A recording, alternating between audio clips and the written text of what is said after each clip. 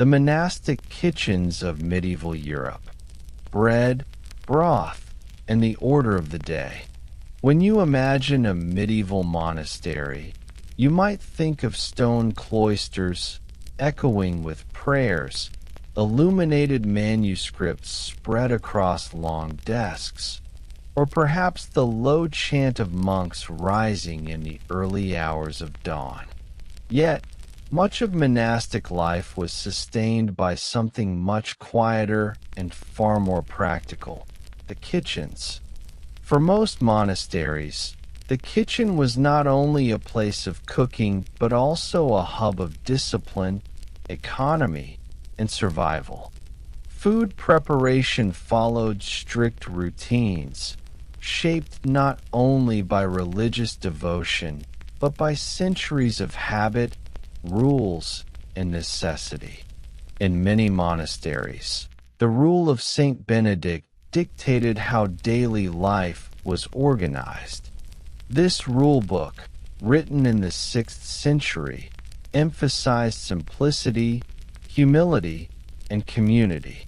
You may not find fiery debates or dramatic tales here, but you do find lists, instructions, and routines that determined what could and could not be eaten, how it was to be prepared, and when meals should be served.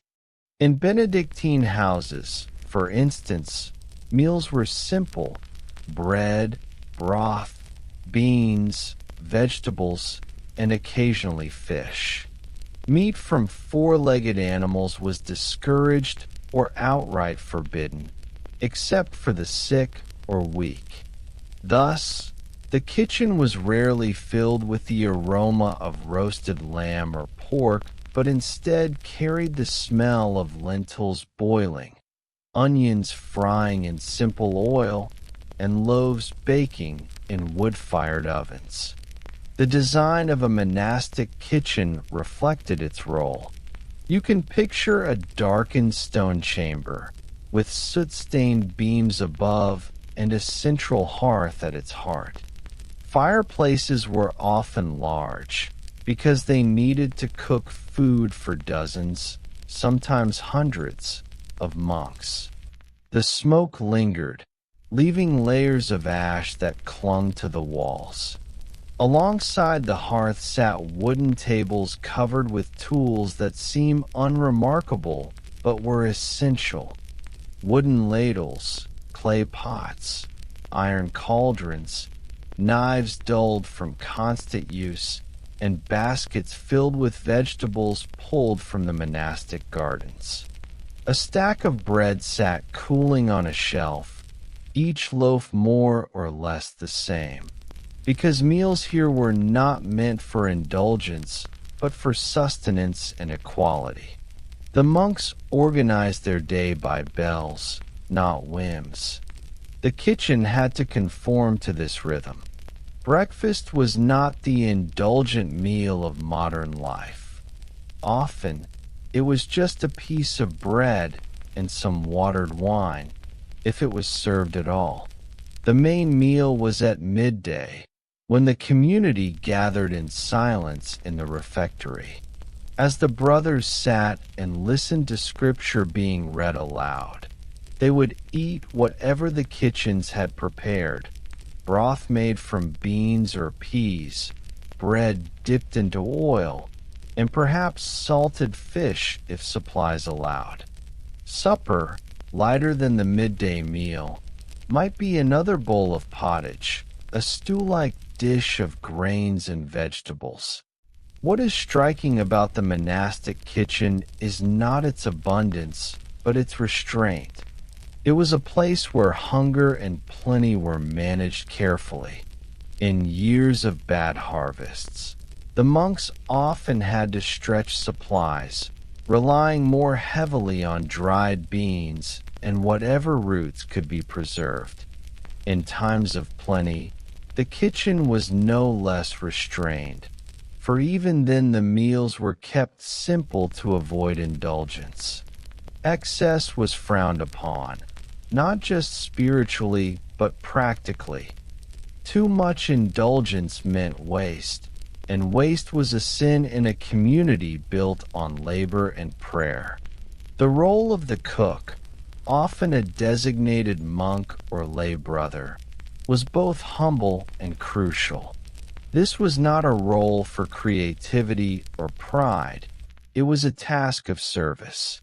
The cook had to balance supplies, follow dietary restrictions, and prepare food for dozens of men, all while maintaining silence. Imagine stirring a cauldron of lentils while others moved around you in quiet efficiency. Meals were not about conversation or laughter, but about discipline and reflection. And yet, in this silence, the kitchens were vital in sustaining life. The gardens attached to monasteries played a direct role in what was prepared. Leeks, onions, cabbages, and beans were staples. Herbs like parsley, sage, and thyme were used, not to create culinary delight, but to aid digestion and health.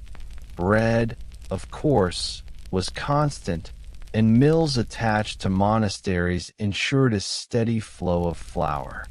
In some places, beer was brewed as well, safer to drink than water and more nourishing. This, too, fell under the quiet labor of the kitchens and cellars. For travelers, monasteries were often a source of hospitality. Pilgrims might receive bread and broth from the monastic kitchens, served not with extravagance, but with the same humility given to the brothers themselves. The same pots, the same loaves, the same broth, distributed without favor. In this way, the monastic kitchen extended beyond its cloister walls, feeding the wider world in times of need. In many ways, the kitchens reflected the larger philosophy of the monastic life: steady, unchanging, grounded in repetition. Just as prayers were recited at fixed hours, meals were prepared and eaten in fixed ways. For centuries, these kitchens kept communities alive, their details so mundane that they often went unrecorded. No chronicler wrote down the day's recipe of beans and leeks. Yet these meals kept bodies sustained, prayers continued, and manuscripts copied. And so, the monastic kitchen stands as a symbol of what is often overlooked in history: the quiet infrastructures of survival. It was not a place of innovation or spectacle, but a place of continuity. The bread loaves cooled day after day, the broth bubbled on the hearth, and the rhythm of life was upheld. But one might wonder, beyond the rules and routines, what happened when these kitchens faced true scarcity, when famine struck, or when war disrupted supply lines? How did monastic kitchens adapt in times of true crisis? Scarcity, famine, and the quiet struggle to feed. In the first part of our story, you entered the monastic kitchen as it appeared in the ordinary rhythms of the medieval day. Its cauldrons simmering with beans, its ovens steadily turning out bread, its cooks and lay brothers fulfilling the rule of Saint Benedict with humble, predictable meals. Yet those routines, so carefully recorded and preserved in charters and rules, were not immune to the larger pressures of the world beyond cloister walls. For while monasteries cultivated self-sufficiency, they could not shield themselves entirely from the fluctuations of harvests, the disruptions of war, or the long shadow of famine. To understand how monastic kitchens endured scarcity, You must first remember the limited means of preservation in the medieval world. Grain could be stored, salted fish and meats could last a while, beans and dried peas provided some stability, and beer and ale were brewed as liquid food. But despite these measures, every monastery was deeply vulnerable to poor harvests. When rain ruined fields, when early frosts destroyed crops, or when locusts descended on fields, supplies dwindled quickly. A monastery that once seemed abundant could suddenly face a thinning pantry. The records of these times rarely describe vivid scenes of despair. Instead, they survive in account books, tallies of dwindling loaves, notes on rationing, mentions of guests turned away. Here you can trace the silent struggle. A monastery that once allotted 2 loaves per monk per day might reduce it to 1. Pottage might be stretched with more water, thinned until it was more broth than sustenance. The silence of the refectory, once filled with the scraping of spoons on bowls, became a different kind of silence, one in which hunger pressed against discipline. The rule demanded hospitality, but famine tested this principle most of all. Pilgrims and villagers often turned to monasteries when their own food ran out. In times of plenty, the kitchens could extend broth and bread without strain. But what happened when the monks themselves had little to spare? Chroniclers hint at difficult choices. Some houses closed their doors to outsiders, prioritizing the brothers within. Others, more faithful to the Benedictine command of charity, opened their pantries until they, too, went hungry. In one record from a French abbey, a note survives that the cellarer, the monk in charge of provisions, gave away nearly all the flour stores to local villagers during a harsh winter, leaving only enough to provide a single loaf per brother for the week. The adjustments made in the kitchen were not only in portion, but also in substance. In times of want, monks relied on whatever wild plants could be gathered. Nettles, wild leeks, and herbs that would otherwise serve only as flavoring became the basis of meals. In some cases, acorns were boiled to make flour substitutes. Chestnuts, where abundant, could be ground to produce a form of bread. These were not meals of comfort, but of survival. The monastic cook, always bound by discipline, became in such times a quiet innovator, not in pursuit of taste, but in pursuit of sustenance. The arrival of famine revealed the fragile balance between prayer and bodily need.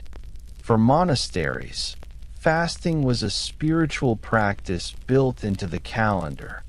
Lent was a time of abstinence, and numerous days throughout the year required the avoidance of meat or the limitation of meals. Yet famine blurred the line between chosen abstinence and forced hunger. To fast voluntarily was discipline. To fast because the storehouse was empty was hardship. In those moments, how did monks reconcile their theology with their reality? Some accounts suggest that fasting during famine was seen as divine will, a continuation of obedience. Others reveal a quiet unease, a recognition that suffering imposed from outside tested the body in ways not chosen by faith. And famine was not the only trial. War also intruded into the cloister kitchens. Armies on the move consumed whatever they encountered. Monasteries, with their granaries and gardens, were tempting targets. Raids could strip a kitchen of its supplies in a single day. Imagine the sudden emptiness. Shelves once lined with beans now bare, bread ovens cold because no flour remained, cauldrons silent. In such cases, kitchens that had once been steady with routine now had to find ways to start again from nothing. There is, too, the matter of plague. During the Black Death, which swept Europe in the 14th century, many monasteries lost large portions of their populations. The kitchens became places of eerie quiet, fewer mouths to feed, but also fewer hands to till gardens, grind flour, or stir cauldrons. In some places, famine and plague combined, leaving kitchens abandoned altogether. The rhythm of prayer and meal faltered when too few remained to keep them. Yet through these difficulties, certain patterns reveal the resilience of the monastic system. Because monasteries were often landholders, they could manage their resources in ways peasants could not. Grain collected as rent from tenants, produce grown in walled gardens, and fish from controlled ponds gave them some cushion. Even in famine, they had more to draw upon than ordinary villagers. And yet, because charity was central, much of this surplus was redistributed, thinning their safety margin. Scarcity shaped not only what was cooked, but how it was remembered. Many monasteries kept chronicles that included notes on years of bad harvests, lines that read with repetitive melancholy. This year the harvest failed. This year famine returned. This year bread was scarce. They are not dramatic narratives, but terse records of want, written in the same ink that recorded births, deaths, and feast days. In their brevity lies their weight. Scarcity was not an exception, but a recurring fact of life. The kitchens, then, became sites of adaptation. They bore witness to the slow grind of survival, where monks and cooks stretched resources, shifted menus, and endured hunger with discipline. To the outside eye, these details might seem minor. The replacement of bread with chestnut flour, the substitution of nettles for cabbage. Yet within them lies the essence of resilience. In silence, with little remark, the monastic kitchen adapted again and again. And so, you see how kitchens that once seemed predictable could shift into places of struggle and compromise. They were quiet battlegrounds against hunger, where the fight was not fought with swords but with ladles and ovens, where survival depended on patience and persistence. But this raises a further question. Once famine or scarcity passed, how did these monastic kitchens recover?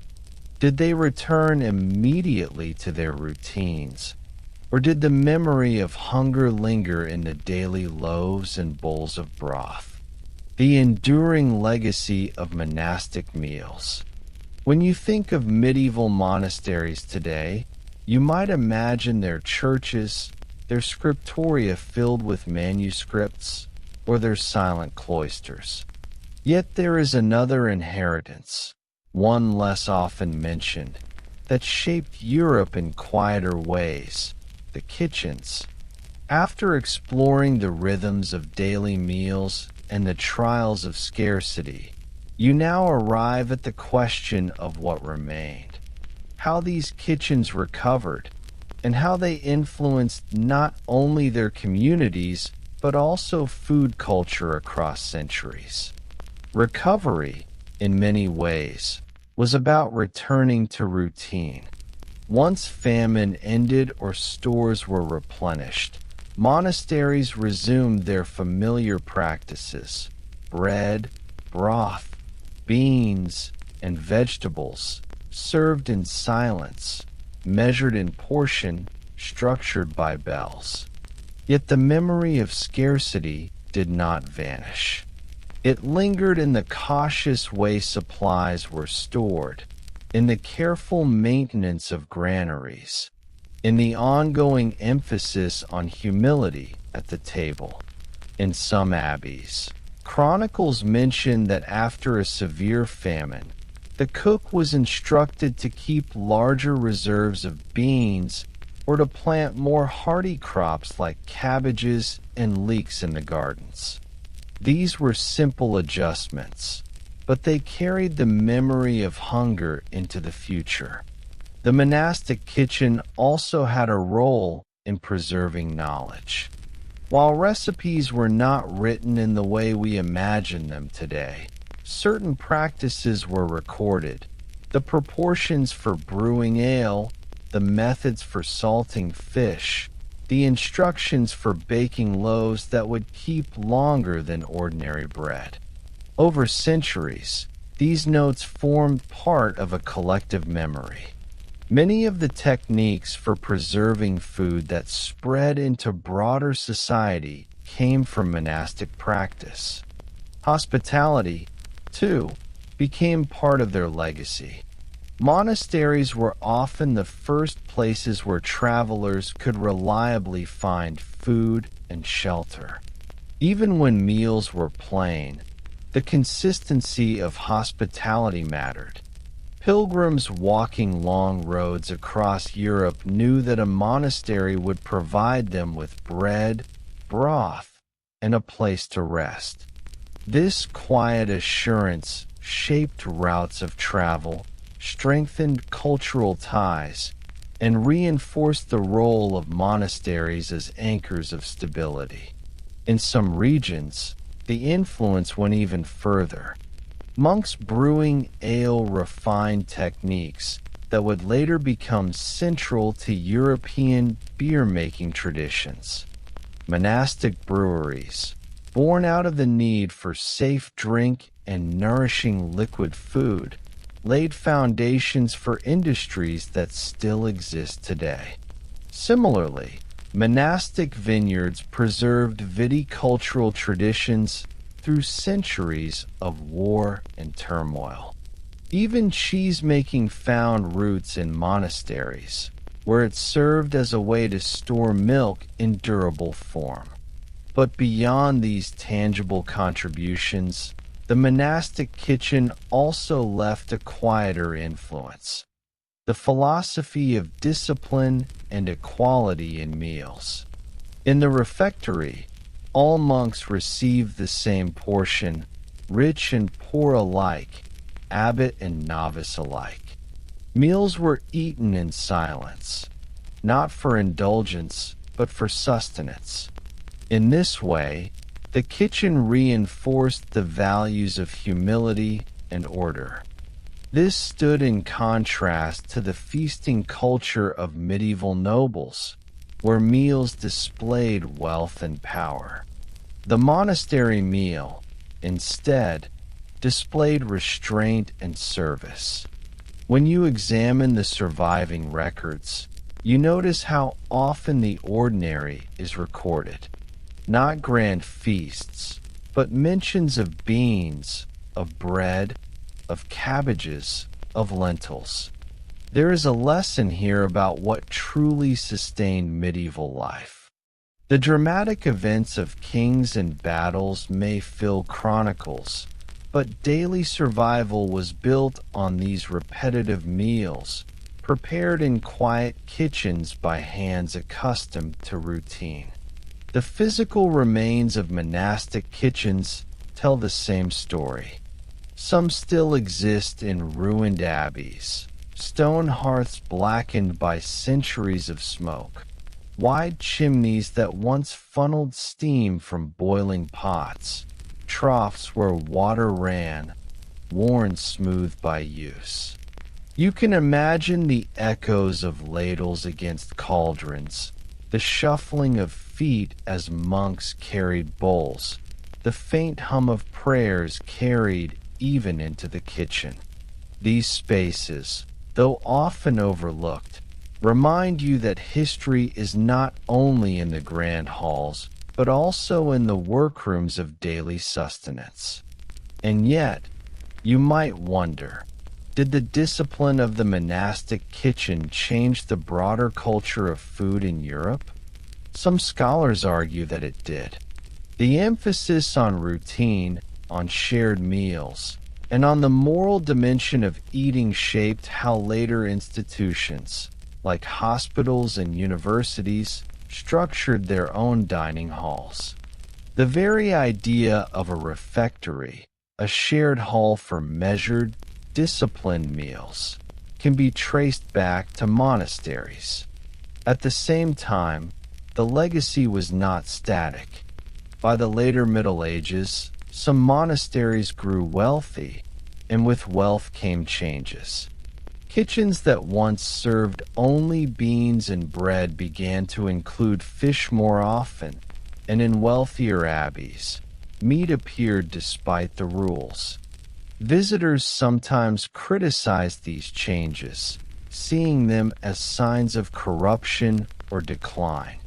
But even then, the ideal of simplicity remained a reference point, even if not always achieved. What you carry away from the story of monastic kitchens is not excitement, but endurance. These kitchens were never meant to dazzle. Their work was repetitive, restrained, and humble. And yet, it was precisely this quiet rhythm that allowed monasteries to endure for centuries, that fed generations of monks, that gave bread to travelers, that preserved techniques of brewing, baking, and preserving, and that shaped cultural ideas about the role of food in community life. As you think of them now, you might reflect on the paradox that some of the most enduring influences in history come not from the feasts of kings, but from the broth of monks. The kitchens of monasteries, with their quiet discipline, remind you that history is built as much by the ordinary as by the extraordinary.